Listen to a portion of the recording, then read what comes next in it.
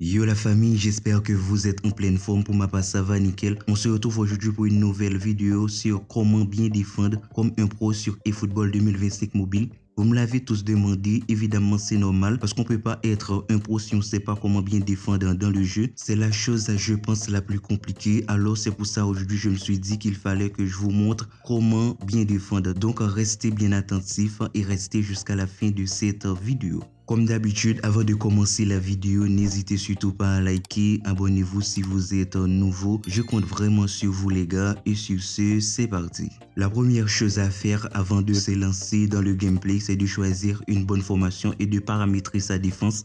C'est super important, il faut avoir une bonne formation qui est à la fois offensive et surtout très défensive. En fait, il ne faut pas négliger aussi les instructions individuelles. Ça peut vraiment vous servir. Par exemple, à chaque fois, c'est l'adversaire qui attaque, et bien ces deux joueurs vont toujours retourner en défense. Il y a un truc important que je dois vous montrer dans l'assistance de match auto. Pour mieux défendre, je vous conseille vivement de désactiver cette option piège à du hors-jeu. Pour le niveau d'attaque, je ferai une autre vidéo là-dessus, mais on peut les désactiver aussi.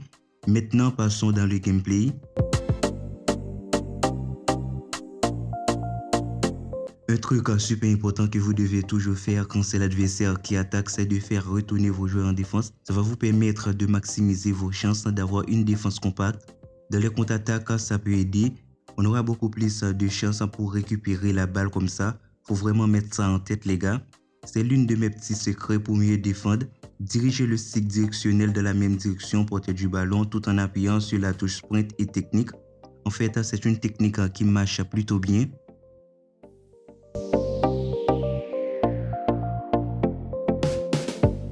Parfois, il est important d'appuyer sur la touche changer et bien ça va nous permettre de changer le joueur en attaque. Surtout, ce sera directement le joueur le plus proche de la balle. Si vous maîtrisez le changement du joueur, vous allez vraiment être largement meilleur en défense.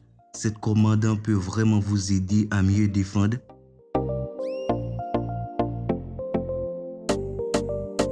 Il y a un autre truc super important que je dois vous montrer dans les réglages du jeu. Changement de curseur, je vous conseille fortement de le mettre sur semi-auto. Si vous le mettez sur semi-auto, par exemple, quand votre adversaire passe le ballon à son coéquipier, le curseur changera automatiquement du joueur et le fera passer au joueur le plus proche de celui à qui l'adversaire a passé le ballon. Mais si vous avez sélectionné manuel, et vous devez littéralement appuyer sur changer chaque fois que l'adversaire passe le ballon à un autre joueur, je vous recommande de le mettre sur semi-auto ou assisté car le manuel demande beaucoup de travail puisque vous ne savez pas à qui votre adversaire va passer le ballon. En fait, ça m'aide énormément.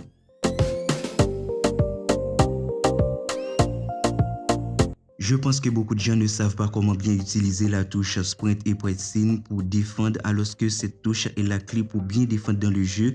On peut l'utiliser aussi pour mettre deux joueurs en marquage.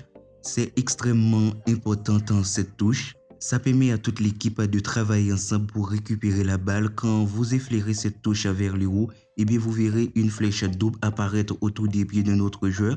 Et le joueur qui se trouve dans le cercle avec la flèche double, vous pouvez toujours le diriger dans la direction que vous voulez. Comme vous pouvez le voir ici, je peux le diriger avec le stick directionnel. Voilà. Voilà, on peut diriger le joueur qui se trouve dans le cercle avec le stick directionnel. Regardez comment je récupère facilement la balle. Les deux joueurs avec la flèche double vont travailler ensemble pour récupérer la balle, foncer vers le porteur du ballon avec la touche sprint et pressing. Et parfois, ça va tacler debout ou glisser, ça dépend de la situation. D'autre part, le joueur sans cette flèche auto 2 pourront également travailler en collaboration pour récupérer le ballon.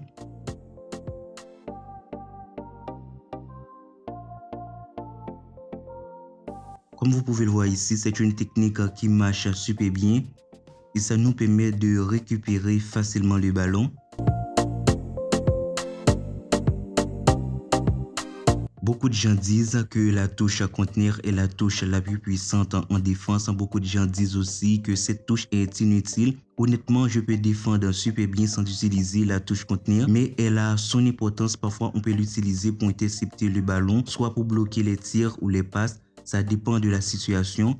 En appuyant sur cette touche, parfois, ça peut faire des tacles debout ou glisser, soit pour contrer les tirs ou les passes, soit pour être sûr de récupérer la balle. C'est une touche vraiment efficace. On peut l'utiliser pour faire pas mal de choses. On peut utiliser cette touche aussi pour mettre le pied si le porteur du ballon tente de dribbler. J'utilise pas trop cette touche, mais parfois ça m'aide énormément dans certaines situations. Il y a des adversaires qui aiment attaquer en passant sur les côtés, plus précisément sur les ailes.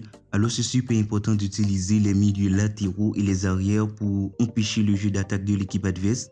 En tout cas, moi, ça me permet souvent d'intercepter pas mal de ballons. Ça marche vraiment plutôt bien. Faut toujours essayer de bloquer les attaques sur les ailes. Si vous laissez beaucoup d'espace sur les ailes, vous aurez une forte chance d'encaisser des buts, surtout sur les centres.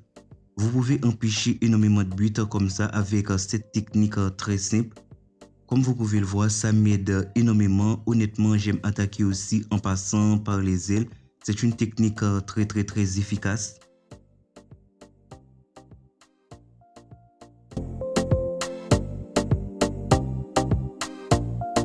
Et bien parfois, quand nous sommes en situation de panique, de contre-attaque, après que nous avons fait une erreur, par exemple en défense et le porteur du ballon se trouve seul et face à face avec notre gardien, alors il est important de faire sortir le gardien juste pour essayer de récupérer la balle. En fait, tout le monde peut commettre ce genre d'erreur, ça arrive pour tout le monde, c'est normal. Et bien pour faire sortir le gardien, c'est super simple, effleurer la touche sprint et pressing vers le bas. Ça peut vraiment vous aider dans certaines situations.